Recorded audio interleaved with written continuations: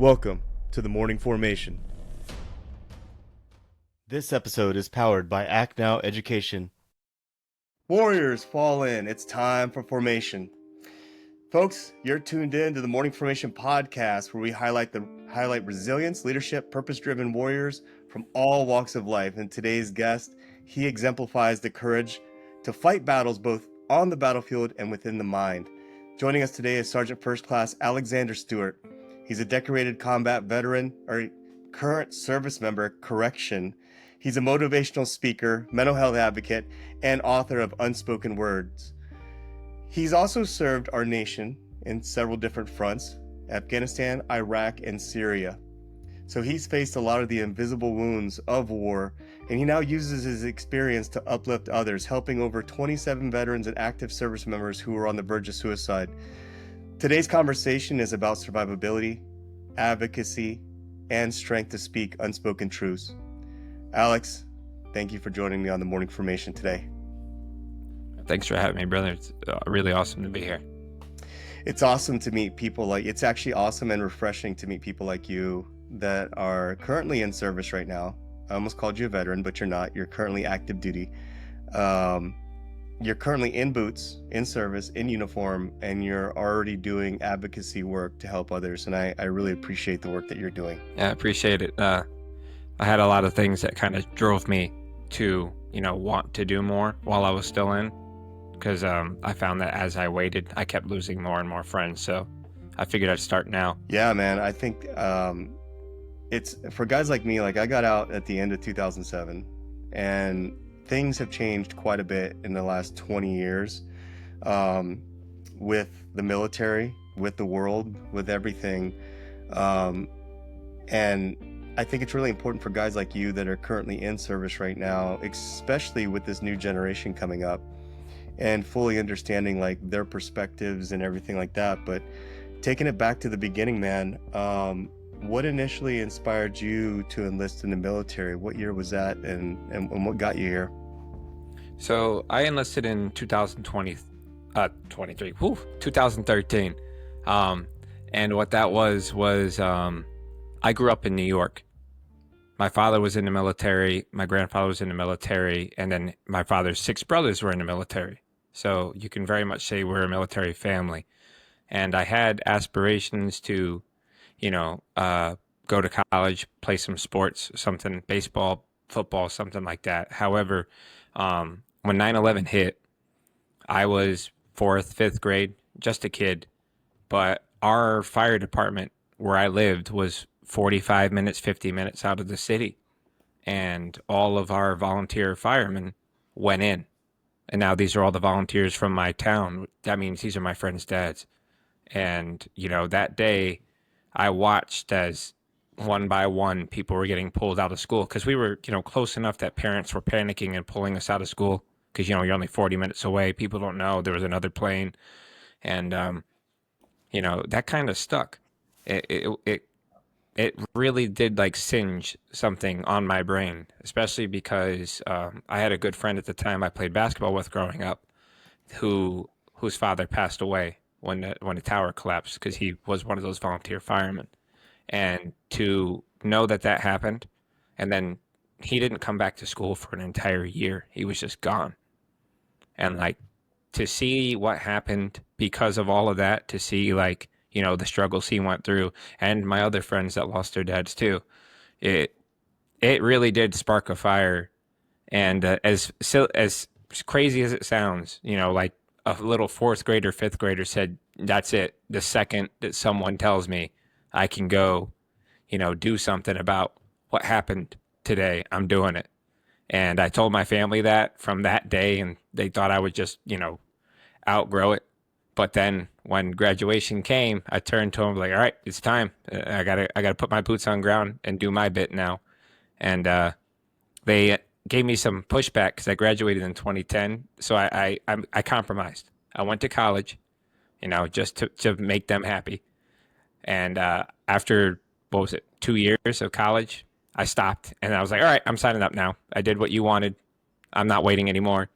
And then I that was it. I went in, and that was kind of, besides like the family heritage, that was really the driving force for me. I don't know if you've ever met a bunch of New Yorkers, but we really do hold grudges. And yeah, I held one for a good almost a little over half a decade. Yeah, man. I was 21 when 9/11 happened, and I was enlisted in the Army National Guard at the time. Uh, I was legit in college, working towards my bachelor's degree, and when 9/11 happened, I was watching TV hungover because we had just partied because school was coming back in session.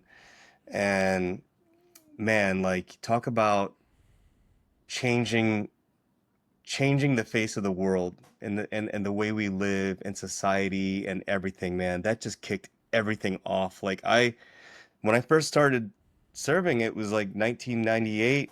Went to boot camp, Fort Leonard Wood, Missouri, and then now all of a sudden, fast forward 2001, and America's under attack. And it literally was in your backyard. You lived 40 minutes outside of New York City.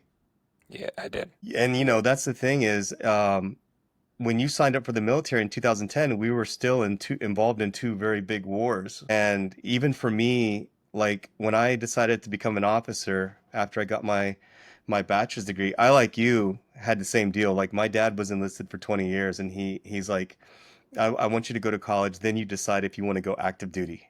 And when I graduated, I said, well, I'm gonna go active duty. I'm gonna go serve a greater purpose. So hats off to you, man, for freaking signing up in the middle of two gigantic wars, Afghanistan and Iraq, knowing that you're going to deploy at some point, not if, it's when. Um, and all this because of what you had experienced at 5 years old. That's amazing, man. And I love to hear those stories because that's true patriotism right there. I True mean, it patriotism. is you hear the stories from like the World War II era too. There were people that took their own lives just because they couldn't serve when that stuff happened.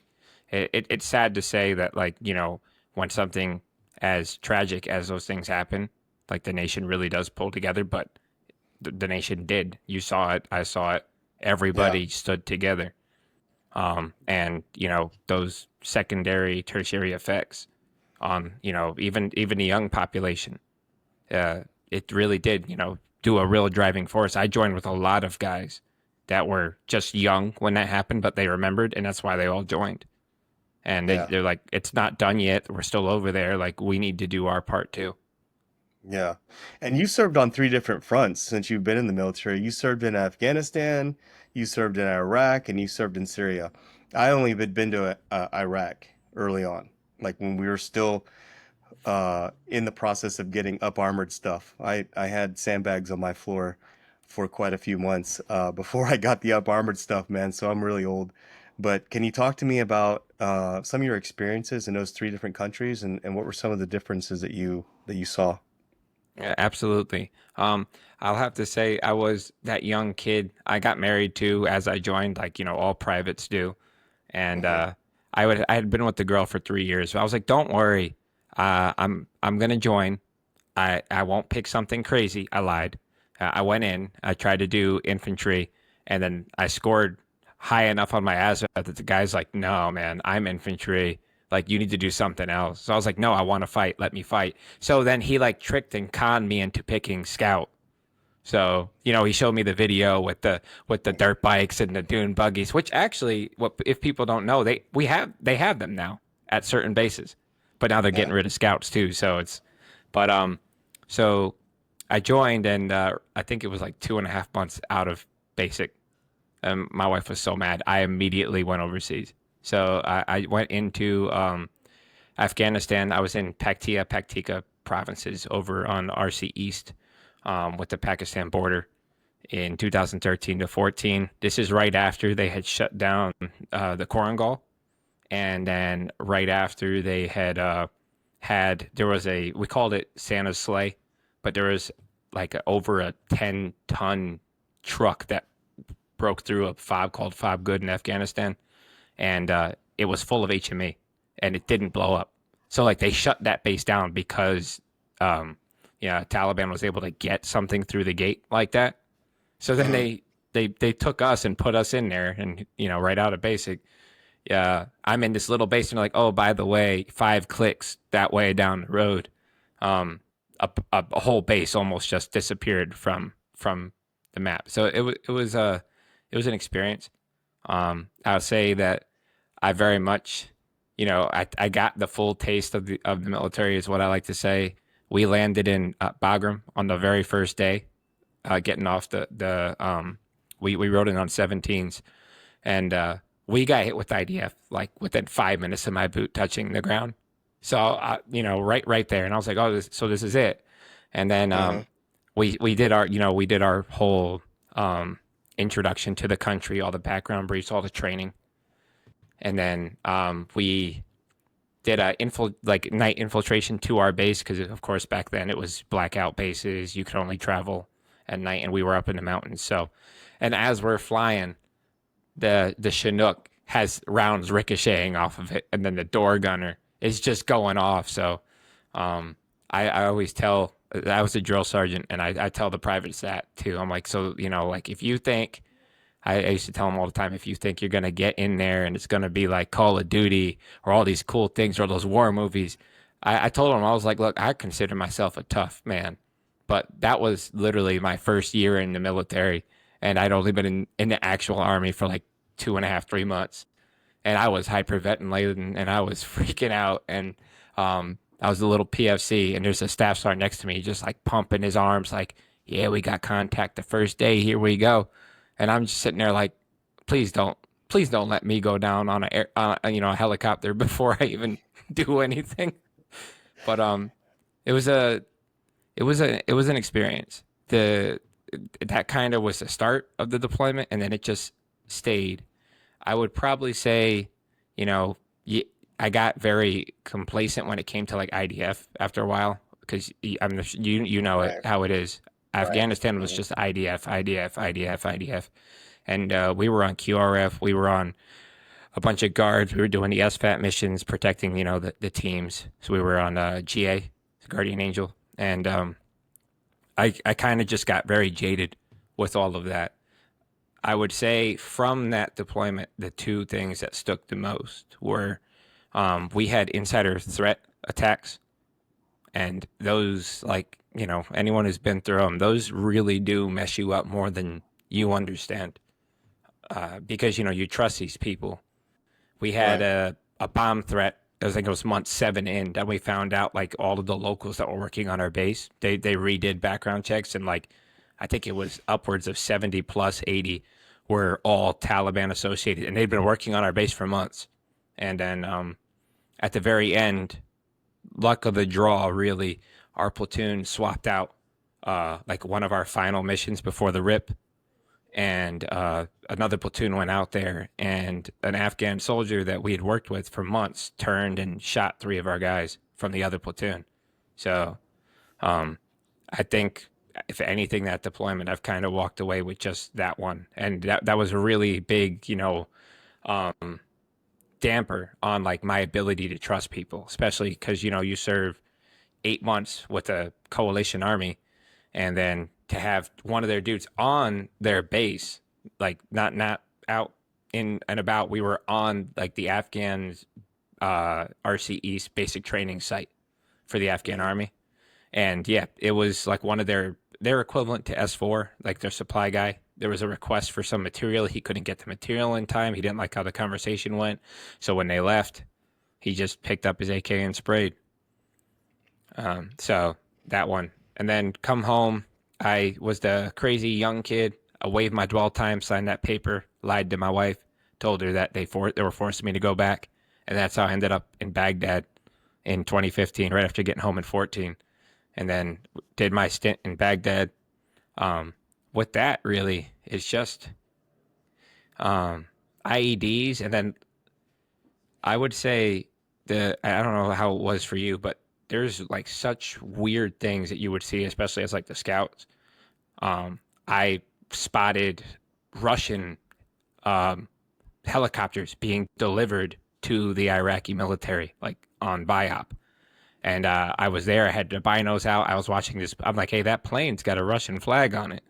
And then I'm watching, and here come Heinz getting unloaded from the back of this, you know, this plane, and the base is under U.S. protection. So like, why are there Hinds? Why is there a Russian plane? Like, so it was this whole thing, and then to later find out, like, yeah, the Iraqi forces bought a bunch of Hinds off the Russians. So I was like, oh, okay. Yeah. But I think for Iraq, the biggest thing was we had a Syrian refugee camp that was on the Baghdad International Airport, like BIAP over there, Mhm. and ISIS had really just kind of started up, like getting big, big, big, and I had been used to IDF. I had been used to, but we were on QRF one night, and the refugee camp was under the protection of the French Foreign Legion, so like we can't help. But I had never seen what I saw that night. We were on QRF. Huge, fun, funny scenario where I'm in the gym with my lieutenant and the doc I had on the last deployment, and like some civilian told us to get in a bunker, but we were on QRF, but the lieutenant didn't want to listen to me, so it took us time to get out there. The whole platoon went out without us. But when we got out there, I had never seen like accurate indirect fire the way I saw it on that base. And the crappy thing was our job as QRF was to protect, the U.S. assets. So we drove halfway out on the tarmac on BIAP and just made a screen line with our trucks and watched a refugee camp burn. And like Wow. I think I can't remember now, but it was somewhere between like 58 and 63 rockets in 1 hour that just hit the same exact small spot. And it was really kind of, well, it was hard to watch because it's nighttime, so you just see the fire, you hear the screaming. We had the bino, so you could look if you wanted to. Um, and kind of that realization, like, oh wow, like that's what we can do to people, and that's what we've been doing. But I've never seen, because GWAT, you don't really get up against those near peers or people that are trained that way. But this is when a bunch of the the Iraqi special forces joined ISIS. So now we had all these guys that had been trained by us, by other countries with good equipment, and I watched it and we had a mortarman like in towers watching it too, and they're like, "Yeah, dude, these guys are leveling bubbles. They're doing everything right. Like they are actually firing missions, and like they just took out almost the entire camp." And that night is also the night that I got injured. Had my entire bicep torn. So, um, and I also broke 3 fingers. But so that night kind of just stuck for me, and came home and I found out that they were planning to go back to Iraq in 2017. I was at 10th Mountain, so you know how 10th Mountain goes. They just deploy, deploy, Mhm. deploy, and Yeah. so I was like, I need a break because at this point I joined, and then I spent 13, 14, 15, 16 like on and off. I'm like, I haven't had any. I didn't even know what Motor Pool Monday was yet because I was always in red cycle and then deployment, then red cycle, Right. then deployment. So here I was at this time, I was already in NCO and I had never done Motor Pool Monday. I thought that every maintenance day, you'd have a mechanic come out with the box. You know what I'm talking about, and like type Uh-huh. in the faults and get the parts. They're like, no, no, no, you got to go over to the office and talk to the clerk. I'm like, what clerk? What office? What are you talking about? But so I re-enlisted and went down to Fort Hood because I was like, Fort Hood, they only go to like Korea, and then they just got back, so I'll be good. I'm gonna get a break, and then and then when something comes, I'll go again. And I got down there, and at that point I was a sergeant, and I showed up, and they saw me when I was in processing. And I don't remember if it was sergeant major or first sergeant, but they're like, you have a deployment patch on. I was like, yeah. So they're like, let me see your ERB, which is now STP. They changed it again to the new name. So I handed it to him. He's like, oh, okay, you got Afghanistan and Iraq. I go, yeah, I do. I'm like, I'm ready for a break. And then he just smiled and looked at me. He goes, hey, we're going to Kuwait later this year, and your dwell time ends 1 month before we go. And Oh. we have missions from Kuwait. So that was kind of our base of operations. And then what they would do is sending the different companies and troops out from our unit to different areas to do actual deployment stuff. So they're like, Mhm. there's a mission, and at that time we didn't really know. It was all classified. It's been declassified since. But fifth group was asking for volunteer recon elements from first Cav because we were going to be out of Kuwait. So our unit went into northern Syria and kind of essentially did an entire, not even a screen, it was more like a cover. We didn't have it was a screen, but the amount of work they wanted us to do was a full on cover. I don't need to explain that. I'm pretty sure almost everybody who listens to your thing, if they're all vets, knows what a cover versus a screen and a guard are. But it was a small element. It was a very, very, very small base. And I think I always tell people I love Afghanistan. Like those were my memories because my first deployment. But like Syria always stuck because first off, when you're regular army and someone's like, "Hey, who wants to volunteer to go help the SF guys do SF things?" Of course, any combat kid's like, "Oh, me. Come on, let me. I'm in." We didn't realize like going over there was no base, there was no supply, there was nothing. We were working for group, but we weren't part of group. And then, like, we were still part of First Cav, but we weren't. So, and First Cav's all the way in Kuwait. So we're doing our stuff, and that was a weird scenario for me because I joined later. I wasn't like you guys where you had the sandbags on the ground inside your trucks, and you guys were sleeping in holes and all that. But when we got to Syria, the trucks were hand-me-downs from the surge in Iraq. Dude, they were old light armor Humvees. And I was like, are you kidding me? Because this is 2017. Because what they did was, the what's it, OIE? What do they call that? The operational inherent equipment, the stuff you sign for when you go downrange. We don't bring our own trucks. Usually there's something there. Right. So that's what, right. Yeah, that's what they did. Because the SF guys were like, oh, we need to give these guys something. So they grabbed a bunch of the old Humvees and gave it to us. Now, they did upgrade us eventually.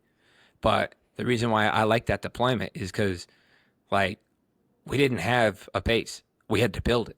The whole base was made out of HESCO barriers. It was only like 400 meters. Our tower was concrete cylinders that we stacked on top of each other and then put like a piece of plywood. It was the most janky thing ever. And like all of that. And it was kind of the full experience that you always wanted if you were crazy and young and you wanted to fight. So no tent, no DFAC, no nothing. Eating MREs. We filled hundreds of sandbags. And, one of the groups slept on a roof of a building that they took for like 3 weeks before they could get a tent from somebody. And then when we got there, and this was in Kuwait. No, so this was over in Syria. So we went to Syria. Yeah, I'm sorry. Yeah, we went into Kuwait, and then that's when they asked us for like the volunteers. So then to go into Syria. So then when we went in there, we were up in I don't know if you're familiar at all, but northern Syria, Manbij. It was a patrol base that we built back in 2017. There was news being put on when Mattis was still in office as a SecDef about Turkish soldiers shooting and engaging U.S. soldiers, and it was like a big thing. We were those soldiers. It was the like weirdest rules of engagement ever because a NATO ally was shooting at us and like trying to engage us, and we couldn't shoot back, and it was crazy. It was a whole weird process, and like I said, but that's kind of why, like when you talk like war wise, I loved Syria. But like when I talk deployment wise, like the memories, as terrible as the stuff is, right? You make memories with your friends. You do all these cool things. Afghanistan was that for me, and Syria was more of like that experience that you wanted when you signed up. When you signed up to do combat, you wanted, hey, I want to sleep, on the ground. I want to do this under the stars. Exactly, and I got to do that. And that was pretty cool.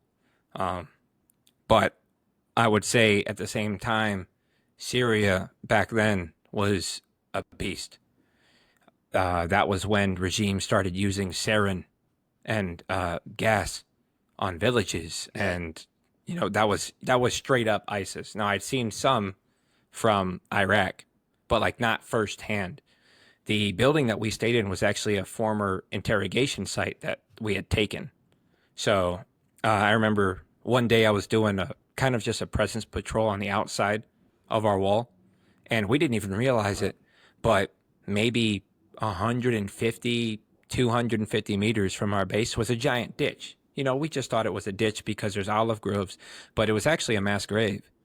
There was a giant Uh, execution site, and there they were, just bodies with worn out clothes and who are they?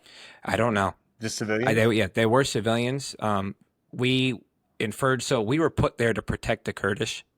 Yeah, I'm sure you're track like the whole persecution between the Turks and the Kurds and Oh, oh yeah, I was in okay, Mosul, yeah, so so I you was get it. very Yeah, so familiar with the that was our Kurds. job. Our job was to put that guard up there and Hmm. more like a cover. We didn't have enough to sustain a guard. We didn't even have enough to sustain a cover, but we had to somehow. But what we did was we tied ourselves in with the local militia groups that were up north, while the guys in a group were down south in Shadadi, like handling business against regime and everything. So our job was one, um, keep the Kurds from getting killed by the mercs that were up there that were supposed to take them out, and then Hmm. two was kind of like KLEs, but also help them organize like a flot and hold it. And that was that weird experience. But I'm pretty sure because of where the site was and the location, that most of those people that were in those ditches were just Kurds that were being, interrogated or persecuted. But most of the skulls actually just had the one hole in the top of the head. Right. And it was just shocking because, believe it or not, how good of scouts were we? But um, we didn't know until like a month on ground because like we were so busy building the inside of the base and building battle positions and developing, casualty collection points and all these rules of engagement and all these drills, especially the Alamo drill. That was our big one. And Hmm. we never really went right outside. Also, right outside was a one of the militia groups, like little, not a headquarters, but like a small base. So we knew we were good because they were right there. Right. And so we never really looked around. But then when we did look around, um, I remember going and grabbing my commander, and I'm like, "Hey, there's there are bodies out here, like right out here." And they're like, "No, no way, no way." I was still a young staff sergeant at the time, and so we went out there, and yeah, and lo and behold, there they are. We took the pictures, we sent it up to group, like, "Hey, we need to get people out here." So they flew out who they needed to fly out. They documented it all and did what they had to do. Yeah. But I don't know. It's weird. I know that you understand it, but each place had like its own little difference. Afghanistan was one beast, Iraq was another, and then Syria was something different altogether. And it's so interesting too, man, because like all the different experiences that you had in the three different countries that you were in, I mean, just from my time in the military, just from my 1 year in deployment to Iraq in 2004, 2005, it's almost like war is different, but it's the same context. Over like when you talked about like insider threat, like the day I landed in Mosul was the day we got our chow hall bombed by an insurgent that was dressed like an Iraqi soldier. Like literally went in there with a suicide vest, blew himself up, and then right after that, they tried to launch a bunch of indirect fire and a bunch of direct fire into the base to try to hit the the hospital, the Yeah. cache, because they knew there would be casualties and they were just trying to cause all hell. And then everything that you're talking about, as far as like going somewhere and literally like I've been to places near the Syrian border when I used to do uh transportation out there, especially with the SF guys. There's places that I went to, I would step out onto the dirt and it was like stepping in snow, but it was like nothing but like dust. Yeah. And like you're stepping in it and I can't even see my boots. And I'm like, where's the dining facility? And oh no, all we have is a Lister bag. And that's when you know when you're in the shit, when you're like drinking out of a Lister bag, you know what I mean? Yeah. Like the you don't see that shit like anywhere except for places where like it's desolate. And man, like in your career, you've experienced. So much, so much. And man, it's so fascinating to hear like the different countries and just the different types of warfare. What was interesting to me when I was in Iraq was I was talking to someone from the 101st that had been there for a few months, the year before I got there, and then they came back again, and they were there while I was there. And they were telling me, they were like, yeah, when we were here last time, we were able to take soft skin Humvees into the city of Mosul. It wasn't a big deal. Now we can't do that. Um, and it seems like year after year it changes. Things change so much. I don't know if you ever had that experience where you like went to a country, left, and then came back and then saw the difference of what it was before. Um, I would probably but say, I oh, want my to, bad. Go ahead, brother. no, no, you probably say No, what now? I wouldn't really be able to just because I didn't really ever return. Besides, even going into Iraq, we stopped like at Bagram. So like seeing the different Yeah, dynamic in 2 years, from like 13 when I yeah, got there to right, 15 when I got there, it was very different. Um, it was right, more built up. Instead of Humvees, they right, had the MRAPs, which I love. Gotta love the MRAPs. They're yeah, lifesavers. They really are. Which was a nice upgrade. But like that was really the only demographic I could see. And Bagram gets its occasional pop shots and IDF, but nothing deliberate.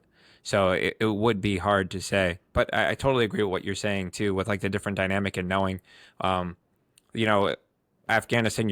I was fighting alongside ABP and A in Iraq. We were fighting alongside the Iraqi forces, and like those guys kind of really did appreciate us being there. One thing I forgot to mention before is because I was on the security detail that protected the airstrip. At night, the Iraqis would bring in their planes and unload the bodies from there. I was there for the attempted retake of Fallujah on there by them, and like we, how we took that step back and we're like, nope, this is you. You lost it. You take it back. Um, mhm, I watched them unload bodies like every night, like hundreds of them. And what they would do is just lay them out on the tarmac and unload them from this plane. And like guys that were whole, they'd bring out just by holding their arms and legs. Guys that were soup, they brought out in bags. And like there was that. And then, but that was still working alongside like another force. The Syria was a different thing. Like I sat in a foxhole on a overnight OP with a 12-year-old holding an AK because his parents were both killed just for being Kurdish in northern Syria. Like, uh, and it was completely different.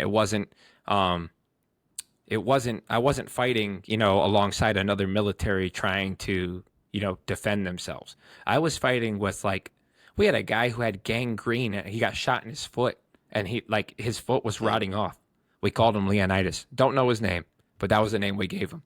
Because this mm. dude's literally walking around and he had like one toe left. Gangrene. I'll email you the picture sometime after this because I still got a picture of that dude's foot. Um, but like Wow. it was different, You were fighting alongside militias, like small militias instead. And like that kind of, really like clicked. And it was also very, you know, not devastating, but it hit home. You're sitting Yeah. there with this kid because you hear the things, you see the things, but like most of the time, you don't really get to like actually sit and spend time with like these small children and like to have a kid and that our whole conversation I had to have my terp his name was Abe like translate for me because the first thing I didn't even like care that why he was in a hole with me. I didn't ask. I was mad because he popped in a hole. It's 2 a.m. and this kid's smoking a cigarette and we're facing the flot and I'm sitting in a hole like with my head above the ground like, hey, tell this kid that if he doesn't put that cigarette out, like I'm gonna hit him because it's just me and him. I'm like, I'm not dying because this kid's being dumb. 12 year Yeah, old. and 12 year well, old smoking a yeah. Well, cigarette. I didn't even know he was 12. There's just some kid in there, and then Abe All told him. right. The kid like put it out, said sorry. Then I was like, what is this kid doing here? Then he told me the whole thing. Abe's like, yeah, and he's 12. His parents were both executed for being Christian, and he had nowhere else to go. So he found the militia group, grabbed a weapon, and he's been here since. And then I just spent the rest of the night talking to this kid, knowing he knew nothing about what I was saying, and then just listening to him and Yeah. just shaking my head and just kind of staring out at the flat. But I've even like told my spouse when I got home, out of like all my memories, something about that really hit. And Uh-huh. then also I got a bunch of photos and videos of it, but we used to drive through the Syrian refugee camps while we were there, and like the number of children and the lack of adults in that area was just it was disheartening. It really was. And like, and Yeah. I don't mean like teens. I mean like kids. And we would come up there and like we'd have people mail us care packages with like the dum dum lollipops and all that other stuff. But like you pass those out, or like, we tried. We ended up giving them to like whoever was there, like a local national that was there who was old. We're like, here, you hand this out Right. because you walked out of your truck with anything in your hands. You know what happens, especially like in those camps because Uh-huh. there was no adults really to stop anything. Oh But yeah. um, I agree with you. The dynamic does change, and like the dynamics still changing, and it's only from what I've seen going from 13, 14, 15, 16, and 17. Now I haven't been over recently. I have my old platoon went without me because I ended up going drill, and sadly I left before I could go, and they actually went back to Syria. But what they've said and what I've seen from all the my guys that keep coming back is it keeps getting worse. It really does because more high tech equipment's out there now. More, I mean, drones were a thing in 17 when I was there. Look what just happened in Ukraine the other day. I saw that on the news and I'm Yeah. like, oh my, I don't want to go anywhere if I don't have they have that Thor system, the backpack that stops Yeah. they developed a backpack one now that stops drone signals too, so it can jam the drones. So Crazy. I'm like, I don't want to go anywhere without the drone jamming thing. But Do you make me feel old, man? Because back in my day, they were trying this thing out. It was like a warlock, and they put it in our vehicle, and it would screw up our communications, and it was meant to like scramble the yeah, IED signal so they wouldn't explode, and we would run the warlock. We don't even know if it worked, man. If it was a thing, if what we had back then worked or not. You're still in uniform. Um, you're not even a civilian yeah, yet. You're still around common folk that can share your experience. Y- A lot of what you've gone through, and I don't know how to say this to you, but I guess just say it to you. Like I hope you don't struggle with finding people of commonality because when you get out here in the civilian world and you get further away from the base, the further you get from a base, the further you go to get away from the military and you're sitting around that campfire, no one is going to really know what a bad day looks yeah. like except for you. Yeah. No, I totally get that, and I wish I could tell you that still being in like it. I do have commonality, but I think you can understand this with the wars kind of dying down and like limitations on deployments. Right. You go Hmm. in, it is not uncommon to see a sergeant first class in combat arms with no deployments now. Like it is not like Bro. that's a thing. Staff sergeants even more Dude, so. So like dude, that was it. So like a combat patch when during my day was a was like everyone had it, like everyone it's like had gum candy. and Yeah. everyone had combat patches. Dude, Yeah. everyone had it. And it was like now I see someone and I'm like, where's the combat patch? And it's not there. And I'm like, it's just so weird to me, man. And then like people that serve in the military that have never been anywhere. I'm like, seriously? Like when I resigned my commission, that was the one thing that the full bird asked me. He goes, "Hey, did you deploy?" And I was like, "Yeah, I deployed." He's like, "Okay, well, I was gonna make you deploy." Like everybody had that was a standard. Like everyone had to go overseas. Everyone had to go to Iraq or Afghanistan. And now it's like, I mean, man, like I would say that your experience is very rare. Like to have experienced three different fronts in the amount of time that you've Yeah. been in. That's absolutely crazy. And I want to shift away from the combat experience a little more and talk more about the leadership. How do you think with each deployment that you've done, How do you think that's shaped your leadership overall? How has it Yeah, changed your that's actually a leadership and your thought process? super good question too. Um, I think each you go into the military, thinking like I know how to lead. Even when you're young and dumb, you're like I could do it. And then I went into Afghanistan like like a loudmouth New Yorker, thinking I knew everything and whatnot, just because I was tough. You know, I could max the PT test, and because I could do that, I'm good. And I learned very quickly that like I was wrong, I was dumb, I was immature, and then what I decided to do was just kind of pay attention to like the leaders, good and bad. And when I was that private, I would analyze every movement that a sergeant, a staff sergeant, first sergeant would make, every decision they would make. And I like that. I don't like that. I like that. Hate that. Right. And someone once, I can't even remember who told me. I think it might have been an NCO named Sergeant Cook, Justin Cook, way back in the day. But I think he had told me, take every little thing that you love and start creating an image of a leader out of that. And then take everything you hate and then put it on like a list in your brain of everything you never want to do. And then he's like, because no leader is perfect. Everyone's got their faults. But he's like, but you can create almost a perfect image of a leader if you take 10 or 12 leaders and combine all their good. And that really kind of shaped me for, It's great yeah, advice. Great it shaped advice. me for Afghanistan. And I left Afghanistan, came back. I was a corporal. And I got stuck on I had this one NCO who has no idea I looked up to him because like I butt heads with him all the time. But he was a staff sergeant. He was 23, Ranger tab, like awesome dude. And he was very abrasive, like very abrasive. But like I saw it as out of necessity. So when I got back from Afghanistan and I finally, put corporal on and had some stripes, that was the personality I took because I was still too young. I didn't actually like know.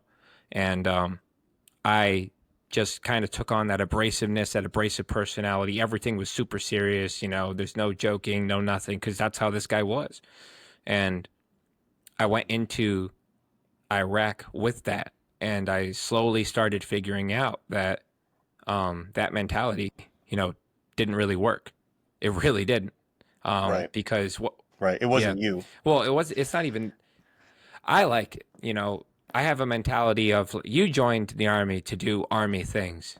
So like whatever you Hmm. feel, you should do because of this is how we do it on the outside. Well, that's great, but you're not on the outside. You gave up that right when you signed the paper. But that mentality does not work with like the newer generation. Even when I was a corporal back in Hmm. 2015, the kids that came in after me, like they didn't have that mentality. These kids were getting away from the 9/11 dudes. They were just here for college. They were here for this, and I realized that I was very dependable. Everyone would come to me if they needed tactics. Hey, how did you do this on the last deployment that you had just a year and change ago? Stuff like that. But if they had a personal issue or just a silly question, they avoided me like the plague and found anyone else. And I didn't really Hmm. realize that until after we got back. And so then I kind of had to Yeah. reshape again. And then that was that weird Yeah. phase where like I finally found out what the hell Motor Pool Monday was. So now on top of that, I'm trying to find who I am Right. as a sergeant, but also now I'm realizing I am Yeah. not competent when it comes to garrison life, which was bad. So that was kind of another turning point for me leadership wise. It was one of those, all right, I need to take a step back from the fighting, the aggression, all that stuff, and get into the doctrine, get into the regulations, get into SOPs and all that. And I did. And it really shaped who I was.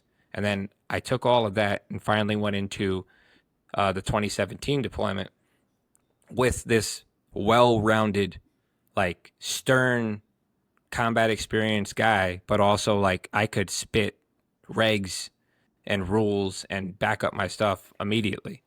But I found out as well, like that isn't enough to lead like these, especially the new soldiers. It wasn't as crazy as it sounds. Right. It wasn't until I picked up staff sergeant and took a platoon that I finally like found like the actual what works for me and kind of what works in general, because I Right. still I led these guys in 2019 as a platoon sergeant. Some of them are out of the army, some of them are, Uh, they all still talk to me, and not as a platoon sergeant anymore. Like they're lifelong friends. Like I got invited to a wedding of a kid I had as a private, and then I helped him get to sergeant. Then he made staff sergeant. He reclassed. I haven't seen him since 2022, but I still got an invitation in the mail. Like, and I've told myself like that's how I know I've kind of hit that that nice rem, that like where you, that yeah. sweet spot. And what it was I realized, yes, you have to, a lot, the older combat guys need to realize that, especially the ones that are still in, that yes, we do have that stuff. We have that there's a difference. Like you said, our hardest Right. day isn't what these kids are complaining about. Like, oh, we're still here in the motor pool Right. working on it. It's like cool. It's like cool, man. You ever have to put one of your friends in a bag and pack up his stuff, or Right. burn their equipment because it's Right. got their blood on it? It's like, no, this is not hard. This is easy. Hard is doing like an 18-hour patrol, coming back, sleeping for 2 hours, and someone kicking you on your cot, saying, "Hey, we need someone to go sit in the tower for 6 hours. I know you're tired, but put your stuff on." Like that's rough, right? Yeah. Because then you're in that tower, you're exhausted, but you also tell yourself, "Hey, if I fall asleep, this entire sector of the base is unprotected, and that's on me." And Yeah. so Yeah. I kind of figured that out, and realized that I needed to show them that I knew what I was talking about, like through action, not words, and then also Right. show them like the way. So I showed up, and you're probably gonna think this is taboo as all hell, but I was a platoon sergeant, and I showed up and I went to the NCO of the month board as like a senior staff sergeant, taking over a platoon, like in my first month there. And I walked in, and his name was Sergeant Major Flint. Loved the guy. He asked me, he's like, "What the hell are you doing here? I don't even know you. You just got here, and you're a platoon sergeant. Why aren't you sending your soldiers?" And this was kind of the mentality that I found that worked, and this is what stuck, and I've always done it now. I told him, I was like, I fully intend on going into my platoon, seeing everything that's wrong, and fixing everything to give the soldiers the leaders that I wish I had, and do everything I wish I had as a private. But I'm also going to hold them to a very high standard, in which I intend on sending my soldiers to the board every month, and they're going to win every month. But before I do that, I'm about to win this board. So that way, when I walk down and I tell them, "You're going to do this," and they tell me I don't have time, I can go, "I'm a father, I'm a husband, I'm the platoon sergeant, and I have to take care of all of you guys." And somehow I'm in college, and I still had time to study and win this thing. And then, you go ahead, you try to tell me, guy in the barracks that has nothing to do at Fort Drum because it's the winter, that you can't study a couple flashcards. And I even Yeah. gave him the flashcards. But I realized that mentality stuck. And you've heard this, everyone in the military's heard it. Like succeeding in the military is doing the right thing, but with the right people seeing you do it. I Right. hate that's it, but like that's really it. Right. And I It I is. realize like you can do you can know all the knowledge, and you can have all the experience, but you kind of have to let your guys see you, stand on that hill, sometimes die on that cross for them. And I did that repeatedly. Like I shielded my guys from anything you could think of, and then shifted it to everything. Nothing was about me. Everything was about them, right? Every month I would send one or two guys to like a big school. Whoever was performing the most. If you won the Soldier of the Month board, I put you in for a 4-day with the commander. You got an award. Then I gave you whatever school you wanted. So like guys were trying to go to Ranger, Air Assault, so all of that stuff. But I realized at that point, that being the scary, experienced guy, that's just super abrasive, isn't it Right. anymore? And even when I put the drill hat on, I was they called me the Reaper, and they nicknamed my company or troop Concentration Camp Charlie.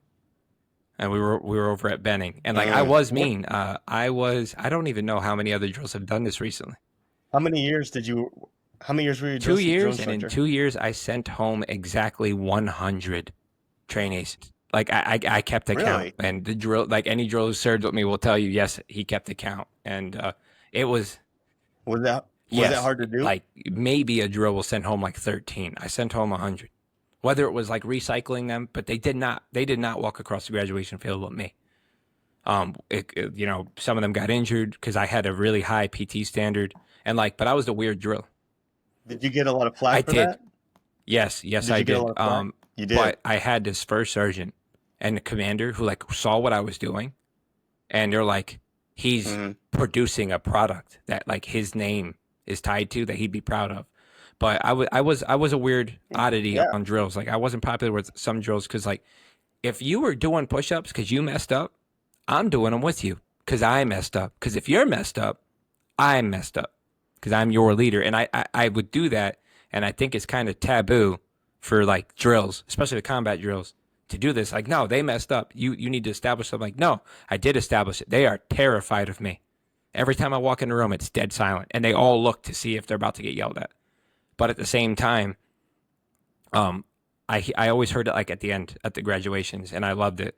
Was the privates would say, "Crap, drill sergeant Stewart's here." So either we're gonna learn some really cool shit that no one else is gonna teach us because of that, or we are about to die. Like it's one or the other. And I loved that mentality. And now at the same time, I've been off the trail for almost a year and change, and I after the year mark or the 6 month mark, they can try to contact you. I got kids that like, I got a kid who broke his hips that trained with me, and he still talks to me. He still does, all this stuff. So it's a cool mentality. And it was that mentality developed as a platoon sergeant.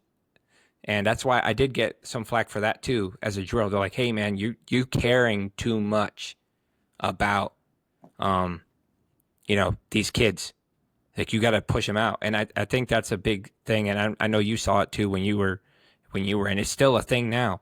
Um, we have this big rift between the new and the old because, like I said, combat patches and combat jobs they're they're not like candy anymore. Like you go into a unit, you'll see like Right. 4 or 5 in like each company, maybe out of like the old dudes. And even if they did do it, some of these guys were like there for like the downgrade stuff. Now, some of the downgrade was terrible. I'm not trying to, knock, but like other guys were like, yeah, we were there, nothing happened. And so it's a different mentality. But these older guys are trying to like kind of separate themselves and like belittle and kind of, hey, these young kids don't get it. And I've noticed that like I'll butt heads with a lot of leaders, and I'll tell them, and I get it because I was that way when I was young. But it's like cool. It's not their fault that they didn't join when we did. Some of them weren't Right. even born yet. I'm meeting Right. kids that are in now and it makes me sad that are like 17 years old, born in '08, and I'm like, oh my, But Yeah. Yeah.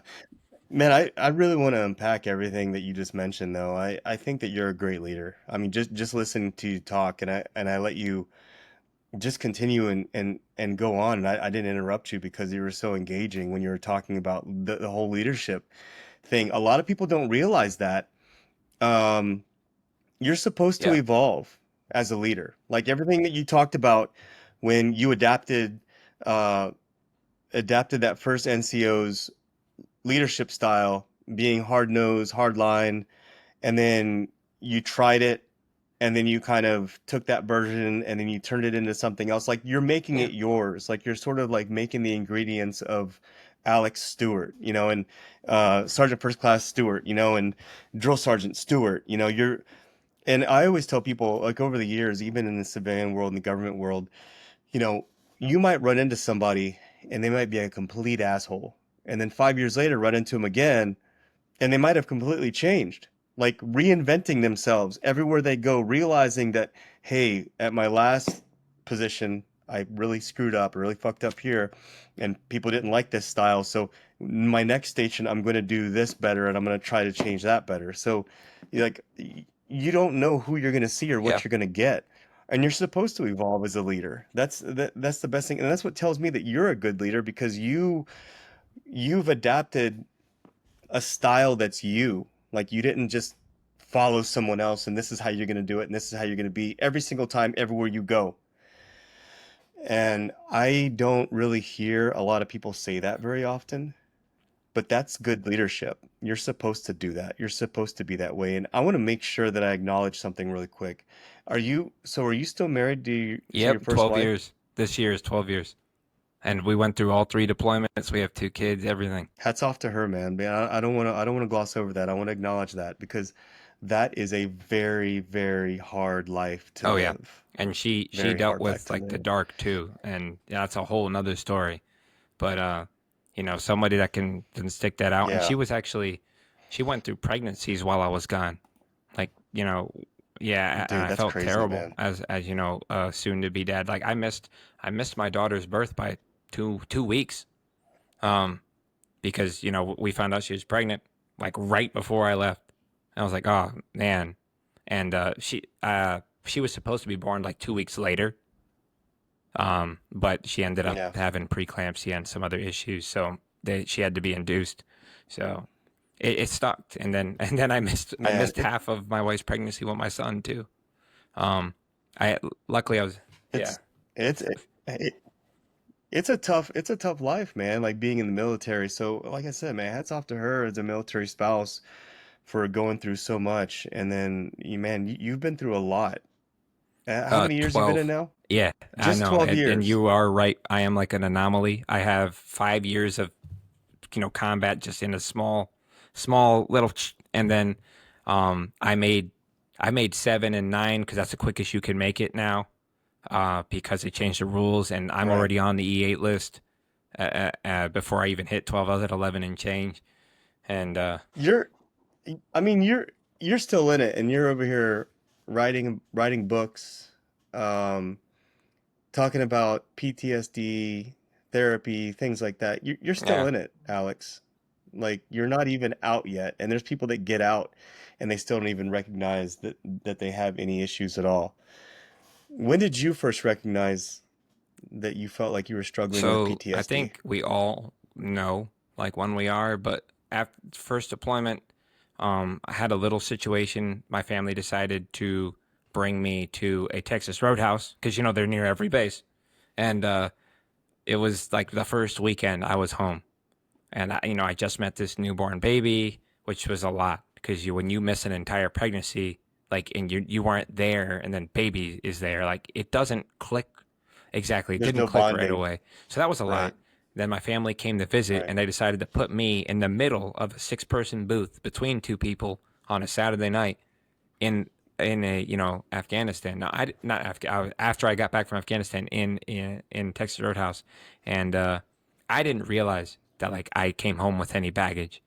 And this is just the first deployment, but the noise that day, like it just yeah. You ever been in like a place and then all the noises like around you, like your family talking, it just kind of gets fuzzy. You can't hear that, and all you hear is all the background noise, Can't and it hear just gets anybody. louder and louder and louder. Like it feels like your head's getting compressed. I threw a fork across that restaurant, like, and I just stormed out, and I told them like, put my food in a to go box. I am so sorry, and like I was just it was too much, and I left. And just sat outside, and that was in 14, and like I just kind of brushed it off. Also, like I'm wearing my shirt, break the stigma. I knew that was not normal because I was a when I was a civilian as a young kid, I volunteered at an organization for kids with disabilities for like sports coach. I was a sports coach for like kids with cerebral palsy, autism, Asperger, like you name it. So like I was very compassionate, and like it all just went away just after that first one.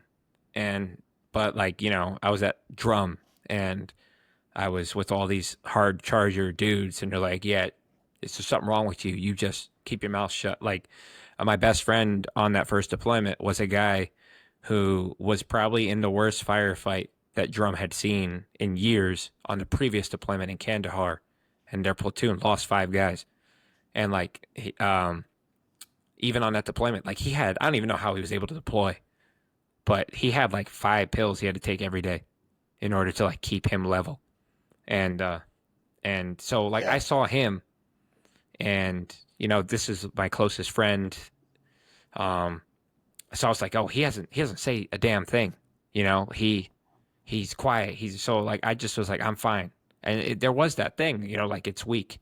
And then you find out like, hey, if you go say something, especially like that right after the deployment, I knew they'd be like, well, hey, you're not going to shoot anymore. You're not going to. They take so much away from you, like your whole identity. And I was afraid to even bring it up, so I left it alone.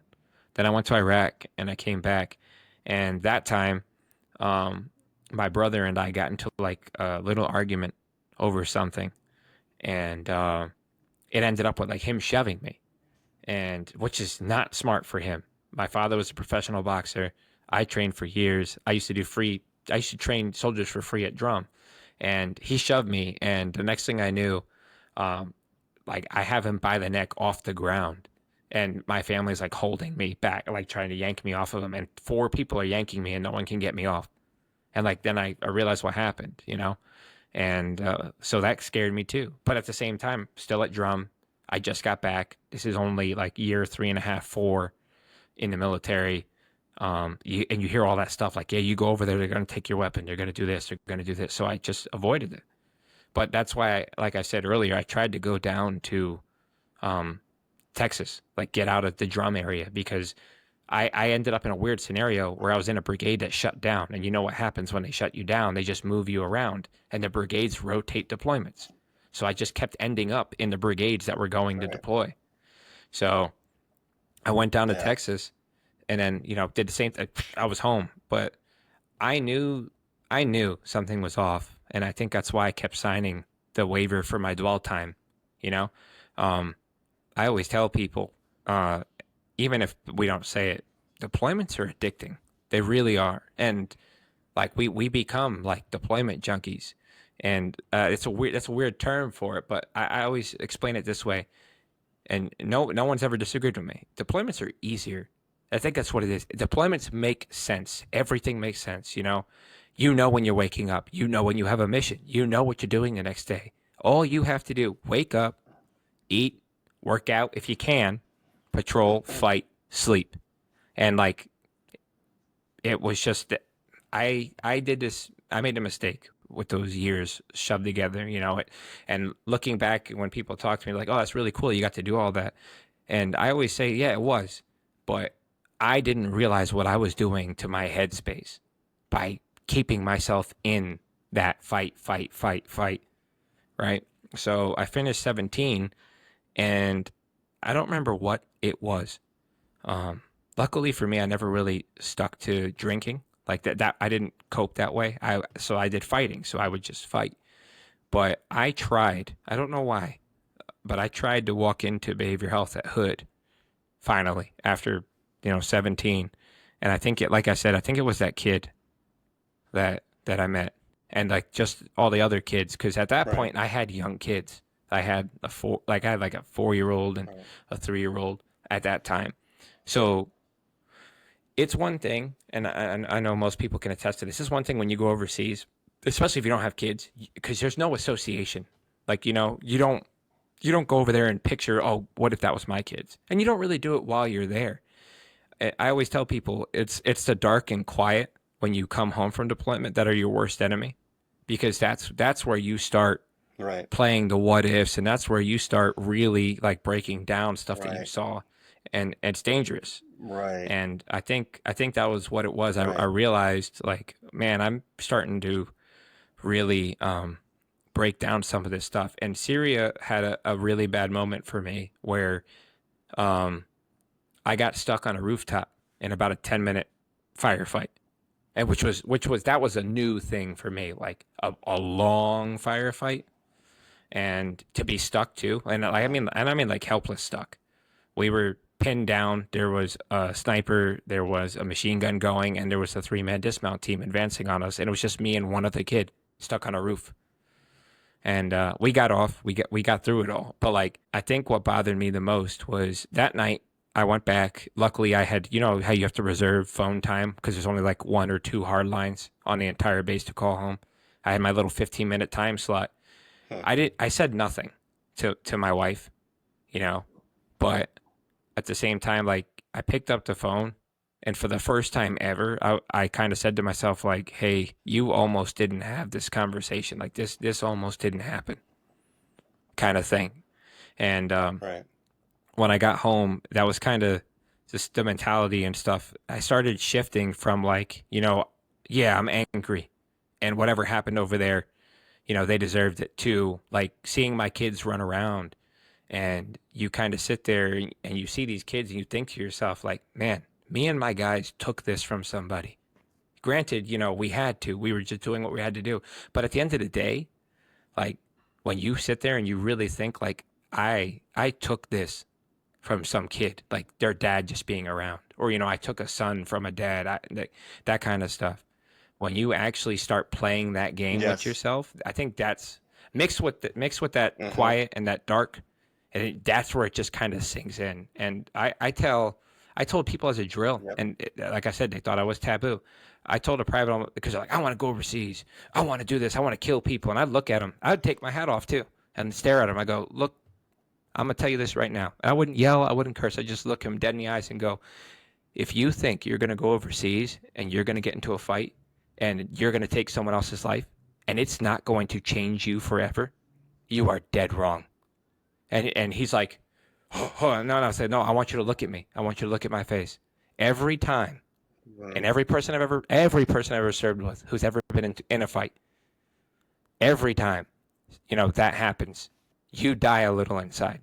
One of you does, and it doesn't matter if you pulled the trigger or not. If you were the end, but you were part of that fight. You see, because you know what we have to do. You have to go get the body. There's always an investigation, so you get to see the aftermath. And then, at the time, you Right. look at that. Yeah, we got him. Yeah, yeah. And then, but then it's those later on thoughts. So Yeah. I Right. went in to get seen because all of that started like really, really getting to me. Plus, like I said, in Iraq, I had torn my arm and I broke 3 fingers. Now I got treated for the 3 fingers, but the army, being the army, tried to tell me that my torn arm was just a pulled muscle. Yeah, that happened to me in 15. I went on a deployment with a torn bicep in 17 still, and then came back home. So like, I'm injured, Wow. right? And I finally was looking for help for the injury because like what happened was I was a weird tear. It wasn't a normal bicep where it snaps and disappears. Mine split down the middle somehow, and like it opened up kind of like a lobster tail, Yeah. which is really weird to say. But so I was in a lot of pain, and then I was hurt, and I was a hard charging light calf guy. You don't get. Yeah, Did you I get ended up getting reattached? surgery in 2019. I Yes, you had did. one doctor who finally listened to me, and I agreed to let him like cut me open and go in looking because he couldn't really see it in the MRI. He said he saw like a black dot in the muscle that shouldn't have been there. But when he went in, Yeah. he goes, "Hey, if we didn't do this surgery, like you had maybe 2 more months before your entire bicep would have just ripped completely in half, and then it would be gone." And like the scar tissue was so old that he Wow. had to, what he said, debride like I think he said he debrided like an inch of muscle tissue just to get fresh tissue to stitch it together. So Wow. like right now, and I don't ever usually I won't do it, but like if I flex my left and right arm, like you see a substantial difference because like I can't get back the 5 years of lifting that they cut out of that arm. My right arm is still as the same size, but Right. um, I went into behavior health with Yeah. like dealing with my injury and all other stuff, and I told them what was wrong, and believe it or not, and actually everyone will believe it because it's Hood, well now Cavazos, but Hood.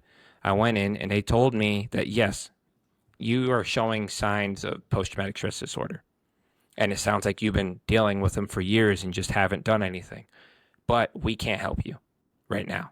And I looked at her, I was like, what do you mean you can't help me? And she told me, and I quote, you are a low risk soldier. And I looked at her and said, okay, what does that mean? So you have post traumatic stress disorder, but you said that you won't do anything based on like the actions and your thoughts because you have children. And I mentioned that, like, I have kids. She's like, why haven't you hurt yourself? Why haven't you hurt others? I'm like, I have kids, I have a wife, I have a career. I wouldn't do that. So, like, they said, because you said those things, and we have so many high risk people at Fort Hood because it's such a big base, They're like, we don't have the capacity at this time to treat you. So I was like, so what does low risk mean then? And this is the thing I'm never gonna forget. This woman looked me dead in the eyes and says, basically, it means you're not gonna go home, grab a gun, and go shoot up a school of children. And I looked at her and I was like, what? And then that was it. She kind of just brushed me off, told me she had more people to treat, and asked me to be on my way. And no shit, come back if you start getting to a point where you think you're gonna hurt somebody else or others. So yeah, and that was kind Yeah. of it put a sour taste in my mouth for treatment because now after years of all this stuff and like you're hearing some of the stuff I'm saying and like and I know what it is and yeah, they just kind of ignored me. So I shut down. But what turned in, I know long story leading up to, but when I got here, not here, I'm sorry, not here, but Fort Benning to be a drill. I hadn't even started on a trail yet. And I had a situation, and I always tell this story every time I speak with mental health. My dog of like 5 years at the time bit my wife on her hand, drew blood, she's screaming and I was across the room, and somehow and I don't remember any of it. I don't know how it happened. In like a 15-second time span, my dog went from biting my wife with blood dripping down my wife's hands to me standing next to my wife and my dog halfway across the house in shock with blood dripping from his mouth and like just freaking out. And I had no idea what happened. And it scared the ever loving shit out of me. And I never had that before. Like I had never lost control, and I love the dog. Dog's fine. He's downstairs now. But Right. that moment, Right. my wife went from crying about the hand to crying like, "What did you just do?" And I'm sitting there like that. That nasty gut stomach feeling you get, like when. So I'm sitting here like, "What did I Right. just do?" So I got in the car and drove immediately to the clinic on Fort Benning as a drill. Like, and I hadn't even started yet. And you know what happens when drills go and like try to get behavior health. Usually they'll try to take you out. And I went in and I Yeah. told the front desk, I'm like, I need to be seen now. And they're like, well, that doesn't work like that. Da, da, da. I was like, okay, let me rephrase that. Get me someone now or I'll jump over this table and you're going to have a problem. Does that sound better? Does that sound like I need to see someone now? So then they did. But like we don't want to get into the process. Long story short, I talked to a civilian who wasn't a doctor who did an intake. And then they told me, okay, in a month, you're going to see a doctor. So they didn't help me at all. They just wrote down notes.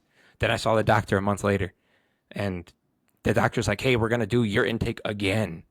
But I'm leaving. So you're going to get another doctor. It took me 6 months to finally get seen after the incident and start getting treated by my doctor. And what happened, right? And this is why I wear the Break the Stigma shirt. This is why I'm talking and I'm doing all this because what I just said, I'll openly admit that's pretty fucked up and part of my language. But like that whole situation, like people will look at you and look like, whoa, man, like. But You don't, and that's, hold on a second. Like, that's the thing about you is you're very self-aware of your situation. You don't have the pride doesn't get in the way and your ego has not gotten in the way of you because a lot of times people will not admit that they have a problem because of their pride, because of their ego, yeah, because of their lack of self-awareness. But you have all that. You have all that, and with that being said, it's almost like at times you were punished for being self-aware. Like you were self-reporting saying, "Hey, I need to talk to someone." And they're like, "Well, they're yep, not high enough on their scale." And it's like, I'm trying to avoid a car accident here. I'm trying to avoid a multi-vehicle wreck. And you're telling me that I'm not high enough on your, and it's just so funny to hear that, man. It's just so funny to hear. And yeah, I've let you run this entire podcast and tell, but the reason is because like you you have a great story and you're very clear on what you're saying and I'm following what you're saying and there's so much that you've said that I relate to, and it's amazing that we're from different generations of this war. Um, in different generations of the military, but in a lot of ways, we share the same concepts and the same Yeah, no, it's experiences, the just at beauty different of the times. military and the service, and like that brotherhood doesn't end when you take the uniform off, you know? If if you called me today and said, "Hey, you're in Yeah, California," I'd be like, "Yeah, I'm in right now. What's up?" And you go, "Hey, I need, this and this, and I need to I'll drive. I don't care." Like and I love that about yeah, um, the military. But you're right. The self awareness and all that, and that's kind of a big push I've been doing, is trying to tell people every time I talk, you know, realizing, or as a grown adult, grown man, grown woman, what have you, in the service, um, realizing, hey, I have a problem, and then going out there and seeking help for that problem. That's not weakness, and that's actually like pure strength. It takes a self-aware, strong person to sit there and go, "I'm not okay," because, like you said, that pride gets in the way. But on mhm, top of that pride, to say that and then go, "Okay, I'm not okay, and I need help," and then to take one more step, because there is fear. There's fear of judgment, fear of right, career, fear of losing your identity, because that's what happens. Let's be honest. When you do that stuff with right. behavioral health, like all right, we're gonna take his Oh yeah, rifle. He can't stay up with his platoon more than, he can't stay up for more than what you have to get eight right, hours of sleep. Like, it takes away so much stuff, and it removes you completely. And like, there's all that fear. But right, if you can do all of that, realize that it's gonna do that, and realize you're gonna, have to kind of go through hell for a minute so you can get help. As crazy as it sounds, because it shouldn't be that way. That is strength. Because like when I went and finally right. saw the doctor, they tried to med board me. Because the first doctor, not my final doctor, but the first doctor wrote down that I was psychotic, that I saw things and heard voices, and that's not what I told her. I told her that I don't trust people. I'm hyper attentive. I hear things. Everyone does. If you've been overseas, you hear something in your house and you turn around like, okay, what was that? Who's it? Like, I told her I do that, and Oh she's like, boy. oh no, he's psychotic. We got to get rid of him. So I had to fight a med board, and I'm still in. I won. Thanks to that captain that I ended up having as my final doctor, because she deleted that stuff from my record altogether. She's like, this isn't true. I don't know why they put this. I'm gonna I'm gonna tell you honestly, like I know several mental health advocates and PTSD advocates out there, and I haven't had the heart to tell them that you should not be an advocate because you're still in it. Like you still have a lot of problems yourself, and you shouldn't be helping other people if you don't even have it figured out. If the jigsaw puzzle in your head is not fucking together, then you should not be helping helping other people. You need Yes. to be at the right place yourself. But you are different. You're very unique in the fact of like, I'm glad that you're helping. You're still in it, but yet Yeah. you have your thoughts together. You're very, very much together. Because I'm gonna tell you, man, like there's several people that unnamed folks that I see on social media, and they're like, I'm a mental health advocate. And then one minute they're talking about all these great things. The next minute they're talking about, I had a incident last weekend where I went crazy. And I'm like, Yeah. dude, don't help anyone else until you have it figured out up here. But you, on the other hand, like you're like in flight and Yeah. you have it Appreciate that. figured out. And that's the amazing thing about you, man. No, and I really lucked out interviewing you because I didn't know that about you, to be honest, man.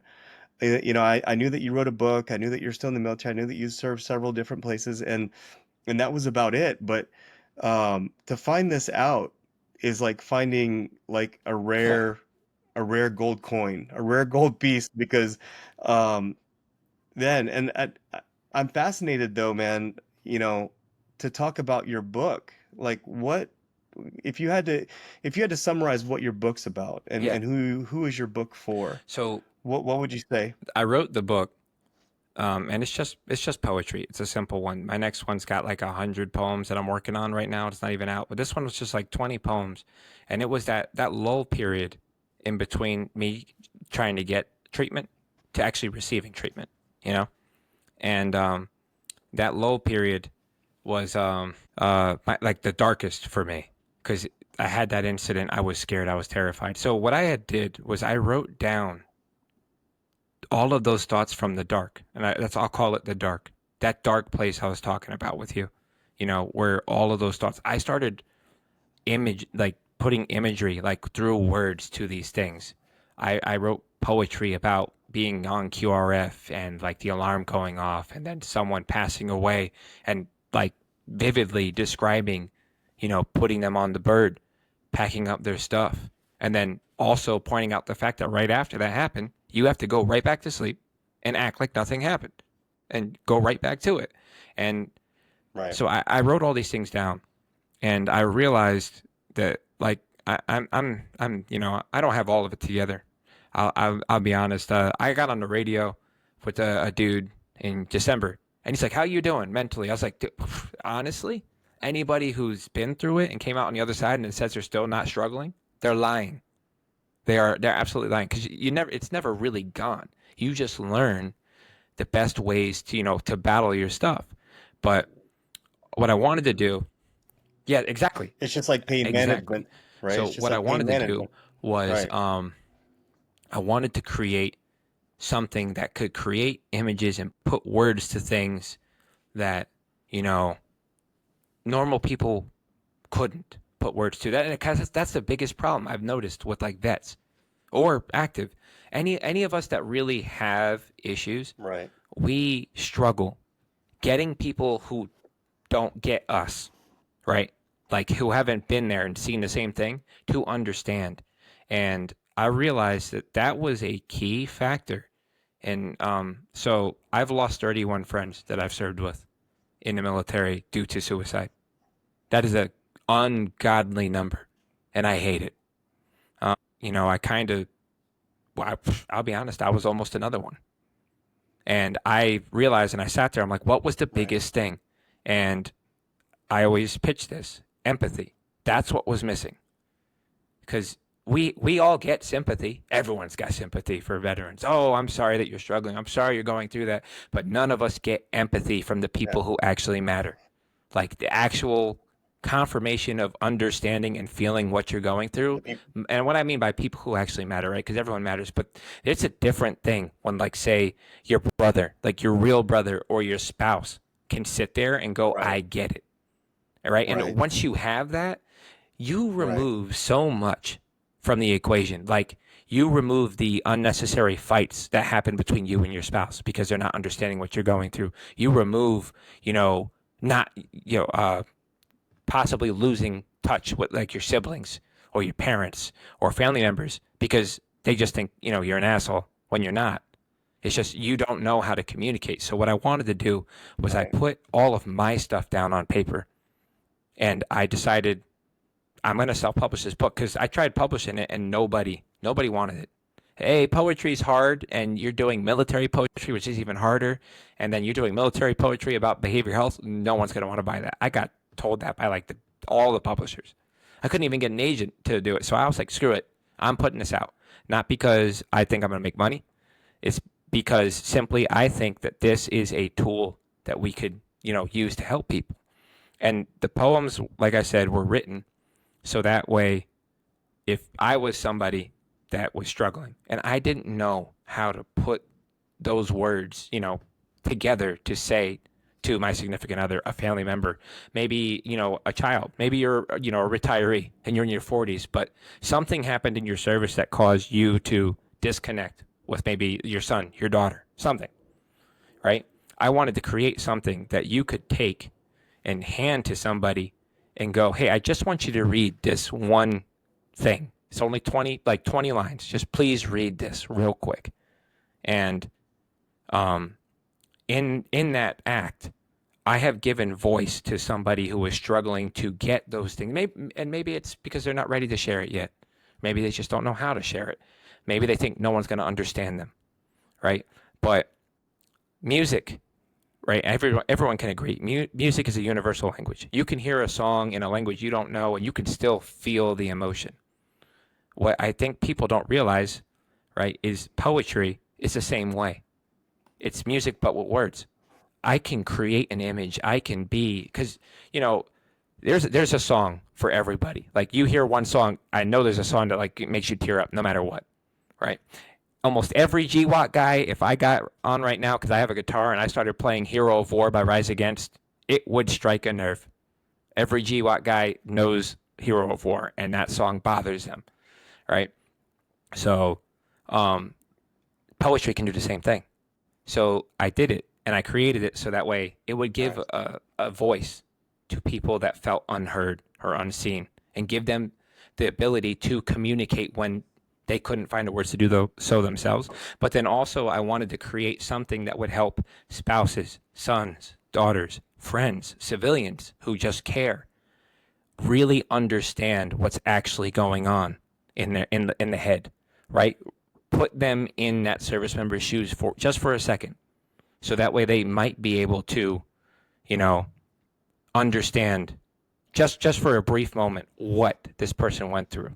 And the poems that I made in this book specifically, like even though it's 20 of them, they're all over the place, from like getting attacked on an ambush from QRF to getting hit by IDF to just the mentality of a service member, why they keep doing what they're doing. But I noticed once I made the book, I had my wife draw the drawings in it.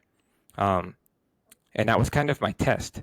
So I gave her the poems, and I'd been my wife for what was it, at almost 10 years, and we never had that like, I tried to explain stuff to her.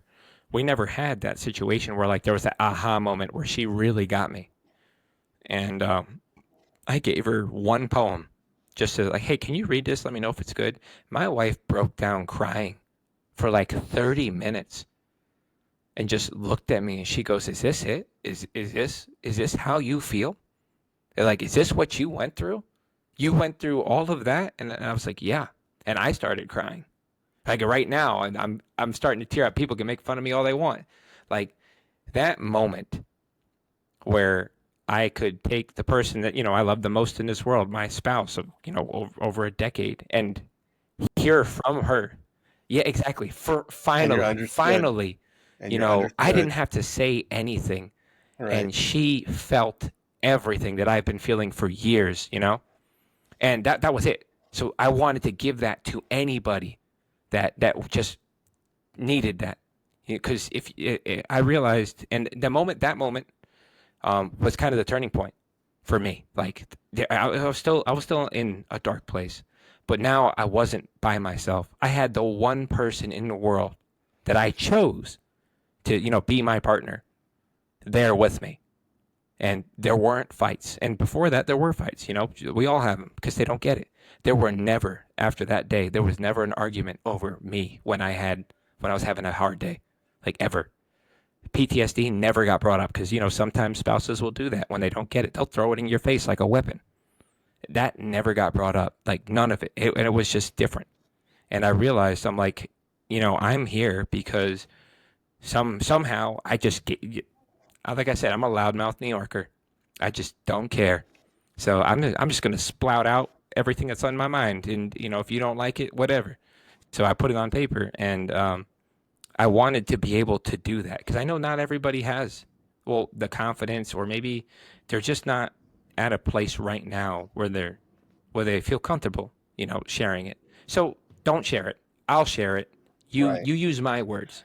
And like I've given the books, hundreds of them out for free. They're in behavioral health clinics and all that, and I talk to like the doctors. Now they can't tell me full details, but I asked. I'm like, hey, leave these in the rooms, when they all come in. Let them read them, and then let them take them into the sessions. And the doctor that treated me messaged me later on, and she's like, yeah, I had someone come in with your book, open it up, point to one poem, and we didn't have to do the surveys and all that stuff. I knew exactly what he was feeling because he said, "This is where I'm at right now. Can you just read this?" And that's what I wanted. I wanted to give service members and veterans that tool so that way they could communicate with other people, but also give the outside a way to look in. And then at the same time, um, you know, kind of create also a sense of like you said, understanding, right? You read it. Maybe you've never met me, but now you know somebody else knows exactly what you're going through, you know? And that it's also powerful. It's like, hey, okay, I'm not crazy. I'm not alone. This is not, it's not something that's unnormal. This guy right here is literally saying everything that I feel. And that's what I wanted. Yeah, that's huge, man. That JP, man. how did I get you as a guest? I mean, this is crazy. Like I listen, Yeah, I I know. normally I don't watch let your people shows. I'm run the sorry. rail like you have this whole time. Dude, no, I honestly, you have not been going down rabbit holes at all. You have been very clear and concise about your story and where you've gone, where you've been, where you've gone, and where you're going to, and it's yeah, like I'm amazed on this end of the mic. I can't believe that you are still in service and you have come this far, man. You are incredibly Appreciate it. aware. And I've identified with so much that you've talked about, man. Like I didn't stop you because you were on a roll. But just I know that there's people going to be listening to this and going, "Holy shit! Like this guy, he knows. Like he knows." And now I've got to check out the book. And Alex, I definitely want to. Yeah, We've been going on for about an hour and a I half now, which figured. is way more than what I normally go. But I would like to have you back on the show again because I do have other questions for you. Absolutely. Uh, I definitely have to unpack a lot of what's going on in your head because you you kind of have it figured out Appreciate that. more I than try. most I At least I try out to there make it look for like I sure. do. Because Yeah. well, I'm not saying you have it figured out. I'm just saying you have it figured out more than most, because none of us are perfect, but you just your mindset, your perspectives, your awareness, like that's stuff that Yeah. more veterans need to tackle. If more veterans were to have your mindset with where you're at right now, Absolutely. we would have less suicides. And that's huge, man. That's impactful. And that's why I've just been sitting here I listening to you appreciate you because I'm letting me like, because it's holy shit. it's one thing for me to tell people and to get out there, and I've done events for suicide found like prevention foundations and stuff, but it's hard to really get people to listen to this kind of stuff. And then there's so many people doing it too, so like you don't Well, I can't, you know dude, there's so many people that are doing it that shouldn't be doing it. And I'm like, you need to stop trying to help other people. You need to help yourself first because your shit's not right up here. Um, so stop trying to help other people because one minute you're talking about mental health and what you did to adapt and overcome, and then the next thing is next week you're posting something about how you are yeah, having issues and you had issues and you're gonna get rid of your social media account because you can't stand the world all of a sudden. And it's like there's people that are in it that definitely don't belong. Man, Alex, man, if you would be so gracious to come back on the show with me again absolutely, but I promise and I'll be quiet. unpack I'll be more of quiet this next time and because just I let you have ask the other questions. questions. No, I don't. Honestly, I don't want you to be quiet because that everything you said made sense. And I can tell you that even as a veteran myself, there's times where like I have these feelings and I have these Yeah, experiences, but I can't put them into words. And it's very blurry and it's just hard to describe to someone who's never oh, I had a completely bad day understand. before, I guess is what I'm trying to say. And I feel like sometimes you have to like take your shoes off and get on the floor and play blocks with some of these folks that have never been in the military, never been to war, never had a bad day. And it's hard to do that when like Yeah, your baseline is here and theirs is here. And that's where the frustration comes in to play, yeah, man. And absolutely. and I'm interested to take a look at your book and to see like what type of Oh yeah, no, poetry brother, I'll send you you one. wrote Don't even worry about it. I'll because sign one, it's mail it out to you. You have that by the end of the week. You can just have one. But and there we go. Yeah, and no, I'll I'll tell you send what, I'll and wear I'll the send you shirt a too. shirt. How about that? There we go. But yeah, no, and I get it. Everything you're saying is And I exactly kind I of really why I do what I do, which is great. And I love hearing like it from you because it's the vets like you guys. I respect y'all more than anything because like I went through some stuff. Sure, y'all went through some stuff, and like people don't really understand that, especially like the guys in my generation. They don't really think about that because we don't get to talk to y'all much because we do separate a lot. Like, the initial surge guys don't like talking to the 2010 deployers because we don't know what route Tampa was like, Yeah. that kind of stuff. Um, yep. We just assumed that you had it so much better, and they had built like the ultimate Subway shop, like you know what I I've mean, still like the yet to ultimate see a Taco Taco Bell or Bell whatever it overseas. was I don't know that they what people are built. 'Cause talking about, but yeah. yeah, but man, what an engaging conversation this has been. I mean, it's been like you talking the whole time, but been I have been like, wow.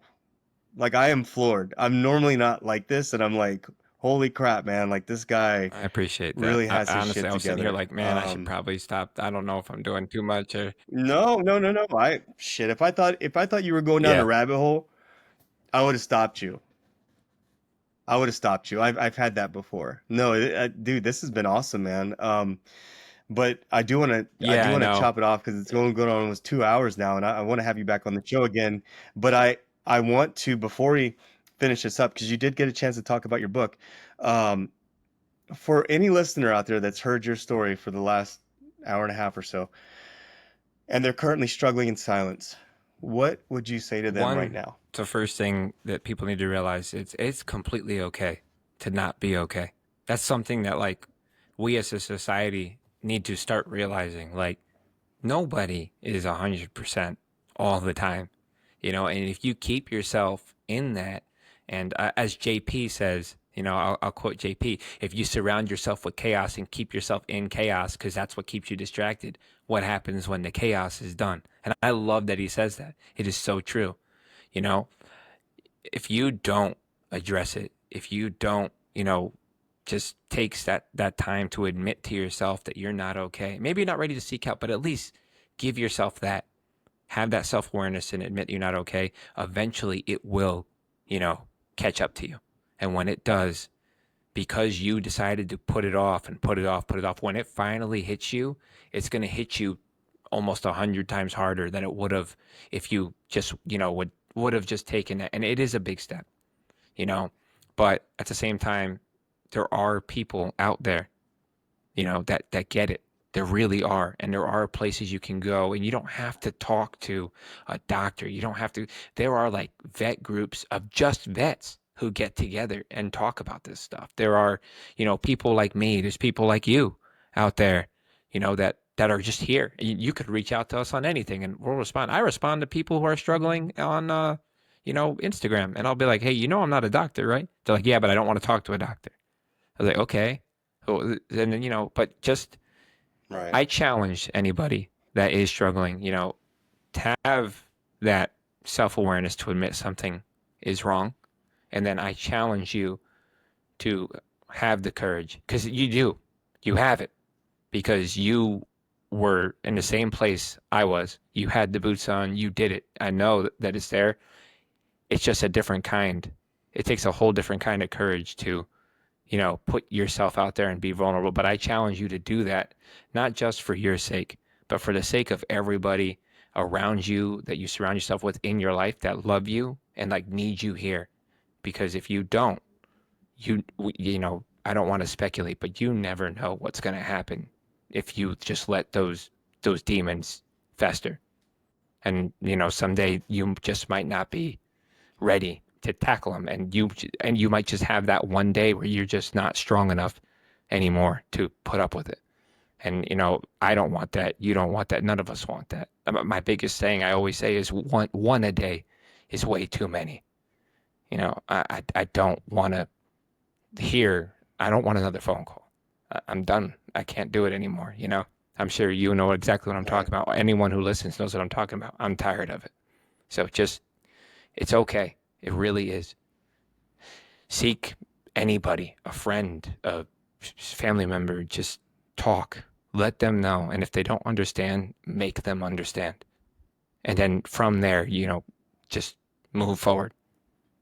That's pretty much all I can really say. Yeah, man. I mean, how do I say this? Like it's scary. Like suicide is scary because you might think that you are resilient enough not to do something like that, but I've some of the Absolutely. most resilient people I've known have killed themselves. Yep. No, And it's that's it. always the ones that you I don't mean, I always expect use like that Chester are Benningfield or susceptible. Robin Williams as like an example, like because everyone knows them, but those they shocked the world.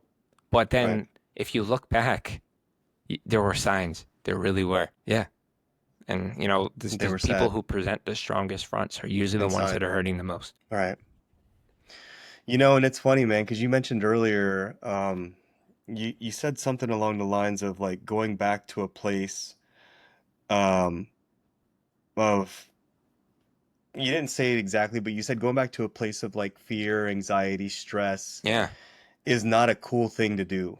And it's the one thing that I've learned over the fucking years is the guys that are actually were in the shit that actually Yeah. did stuff don't talk about it because it's not, and I noticed this difference between like the people that didn't go to war versus people that went to war. And you've got this like this tactical mentality where it's like you you want to talk about like killing and you want to talk about like firefights and all this other shit, but like to No. me, like I don't like to go back to that place. I don't like to talk about that stuff. That doesn't define me as a man. It doesn't define me as who I am, what I've done, and things like that. But the guys that do, sometimes I'm like, did you really do anything? Or are you? Because I know for me, like the guys that were actually like going door to door, kicking in doors, Yeah. doing fucking scary And shit, they don't they the don't go other back to side, that place of that very too, though, easy. It that might it just be takes a someone lot. who can't get. It's that's like the high school football player who's still living in high school. It's the same thing. So it could be the flip. It could be the Yeah, guy that's all they yeah, it's know, true. and especially if it's a vet, True. that might be the last time that they feel their life True. had any kind of value. So they cling to Oh it. yeah. So like it's a weird one. I get it too. I say that Right. I always tell like Purpose. privates, I'm like, hey, if someone's sitting here telling you like crazy war stories every 5 seconds, I promise you didn't do anything. So I get it. But yeah, yeah. Or But you're it's like, right. I oh, have I seen the did other this. It's like, side too, cool, though. you did this, and like that's why I love JP because his big thing is, cool, you did it. Now what? And then, and I should do an Right. advertisement for him, right? Like have a sign up, but but that's exactly it. Like that's kind of that thing is they have that mentality. Like I did this. Like, all right, cool. Thank you. No, Did I you met him did you through work with another JP? guy that I was helping, like doing a different podcast. I met him. That's kind of they found the books, and then from there, they just they talked to me about my book, and then I've just been helping them build their stuff up, helping me. I'm a big guy when it comes to as I rise, I want others to rise with me. Whether they do the same for me, that's whatever. But like if I Yeah. find veteran podcasters, authors, I'll give them everything that I've experienced in the last 2 years and try to help them build their stuff because that's what we're supposed to do. It doesn't stop. That you're supposed to take care of each other. That's it. Yeah. Sometimes I think in the civilian world that can be almost a disabler for a lot of us veterans because we're so interested in God and country and the greater good and like taking care of the community. Whereas like a Yeah, lot of people that are rich, all they give a shit about is themselves. All they care about is like their own selfishness and like what can I do to like get myself to the next level versus like what can I do to get my friends and my community and the people that I yeah, respect, how can I bring them with me? And so it's one thing that I've learned over the years, like the difference between like veterans, service members, especially those that served during war, versus like a business person that's never been in the military before. And that's the one thing that I see the differences as far as behavior and personality wise. It's been fascinating talking to you, man, and I definitely want to yeah, have you on the show again. absolutely. I have a I'm bunch more of other than willing. questions on here that I want to ask you. But Alex, man, I'm gonna go ahead and round this podcast out for now, but I'm gonna have you back on the show again for sure. Your story is more than just one about survival, but it's about impact, leadership, choosing your purpose. Um, thank you for continuing to support our military, even though you're currently in the uniform right now, and you're helping people that are ahead of you, that are out, and have been veterans, and you're still in service right now, which is kind of weird, but I think is great. And for people listening out there, make sure you check out Alex's powerful book, Unspoken Words, The Thoughts. It's on Amazon, and I'll make sure that I put the link for Amazon on here as well. Right now, I'm just And on what Facebook social and media Instagram. platforms are you on, Alex? Alexander R. Stewart, author and speaker for Facebook, and then just Alexander R. Stewart on Instagram. But all my stuff's on there. I even have some of my poems on there, some of the other shows I've done and stuff like that. So, and then if anyone needs to talk to somebody, you read my stuff, or you just want to reach out, reach out. I'm so tied into different networks now that like I can get you to people that like organizations that are full of just vets that want to help you, not doctors or anything. Like I'm not trying to force you into something. So if anyone needs something, just find me. I'm always going to answer. Man, you are serving your purpose. You were meant to be a soldier. That's for damn sure. I mean, even in your short time serving in the military, you deployed 3 different times in a short amount of time. You're a drill instructor, so you literally have helped thousands and thousands of people, young adults, grow and become even stronger humans. And man, it's only been Yeah, 12 years for you. That's it. That's it. 12 years. I People appreciate people it. serve 20, Thank you 30 so years much. and And don't get thank you that for shit having done. me. So you're a fascinating man, dude. You're a fascinating man. I'm gonna have you back on the show again. I've got a bunch of other questions here I want to ask you, but thank you, Alex. It's been a pleasure talking to you, and we'll have you on the show again. And for everyone else out there, make sure you follow Alex. I'll make sure that I post his book at the bottom at the show description. If you're watching this on YouTube, if you're listening to this in audio podcast, just scroll down to the bottom. You'll see the links down there to follow Alex, and then also purchase his book. And for everyone else out there, as always, I want you to stay tuned, stay focused, and stay motivated. Warriors, fall out.